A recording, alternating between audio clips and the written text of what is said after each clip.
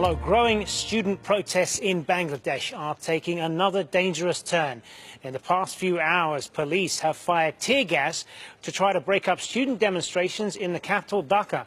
Activists say at least 4 people have been injured on the 8th straight day of protests. Paul Chadurjan reports.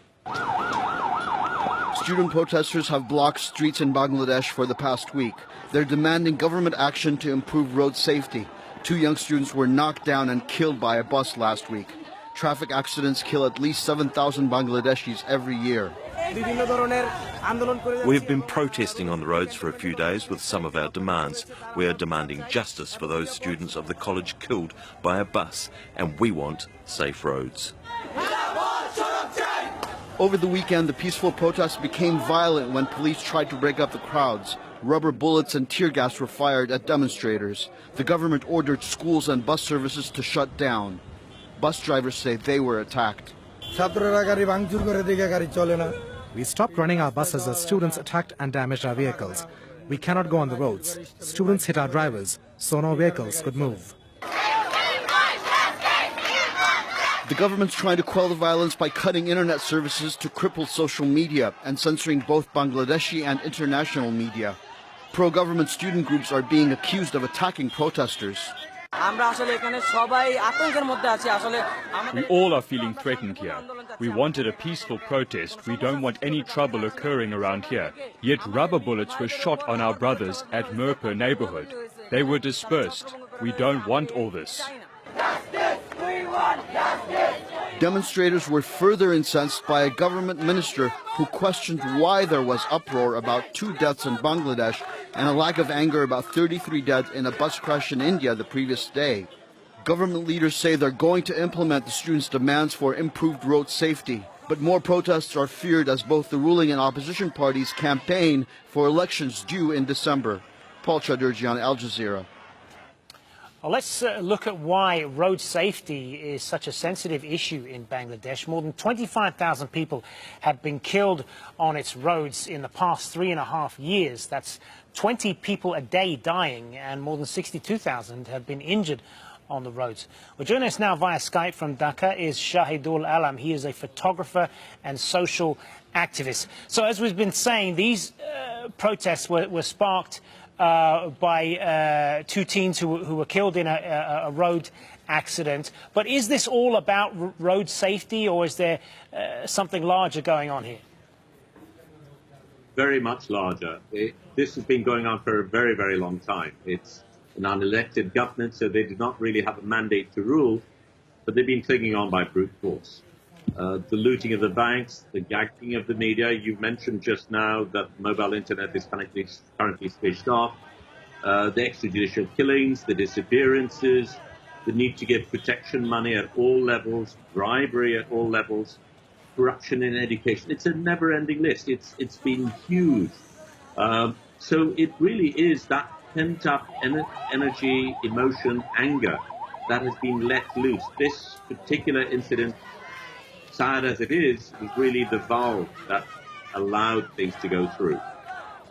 Very recently, there was another very big protest about the quota, because the quota system is rigged in such a way that only people close to the party in power get government jobs, and there is a disproportionate amount of jobs going to them. So ordinary people protested. That was very brutally brought down. Under pressure, the Prime Minister offered reforms, but then reneged on that. So this time, that's also part of the reason. So this time, when the students did go on protest, again, it went to a situation where they could not control it, and the Prime Minister has promised that she will cede to their demands. But of course, people no longer believe. She has no credibility. She's made promises before, it's not been accepted, so now they don't do it. But I think what we need to look at is what's happening in the street today. The police specifically asked for help from these armed goons to combat unarmed students demanding safe roads. I mean, how ridiculous is that? Today, I was in the streets. There are people with machetes in their hands chasing unarmed students, and the police are standing by watching it happen. In some cases, they're actually helping it out. I mean, I've been under this morning there was tear gassing, and I saw the police ganging up, trying to catch these unarmed students, whereas these armed goons who are going out wielding sticks and machetes are walking past, and they're just standing by.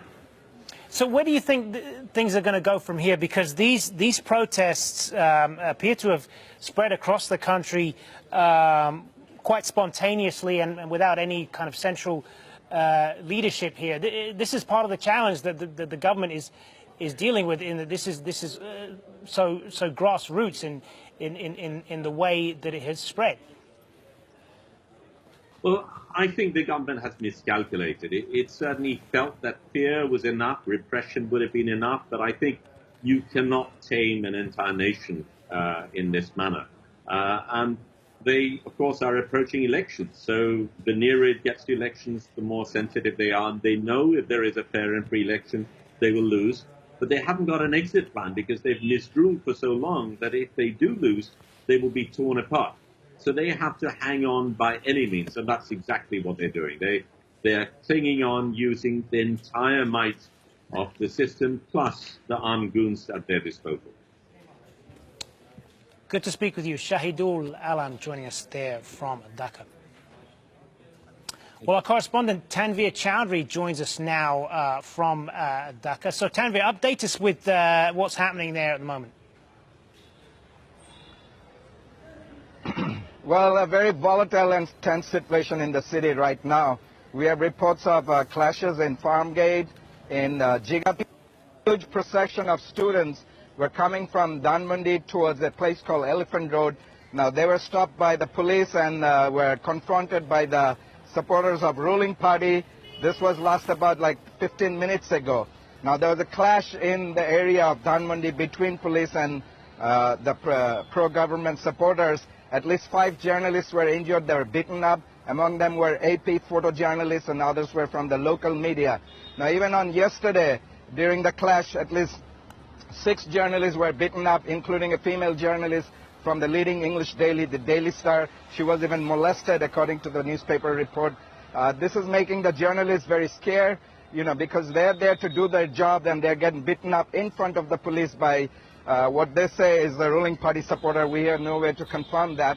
Now, I spoke to some ruling party supporters who brought out a procession in the Dhaka University campus. One of their leaders told me that, look, we were not the one who attacked us yesterday. It was the students who attacked our office and we just confronted them. And he said many of the things you're seeing in the social media are Photoshop items. They're really more than that.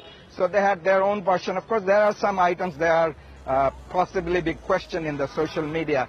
But the city right now, what was a social movement against traffic safety is more and more turning out to be taking a political dimension rather, and the situation in some part of the city as of now is still tense. You can see behind me a very busy road. There's hardly that much traffic. People are not getting out.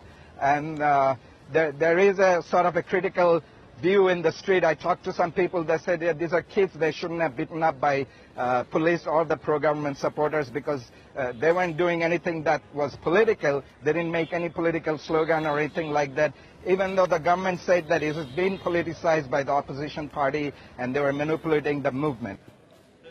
Tanveer, thank you. Tanveer Chowdhury in Dhaka for us.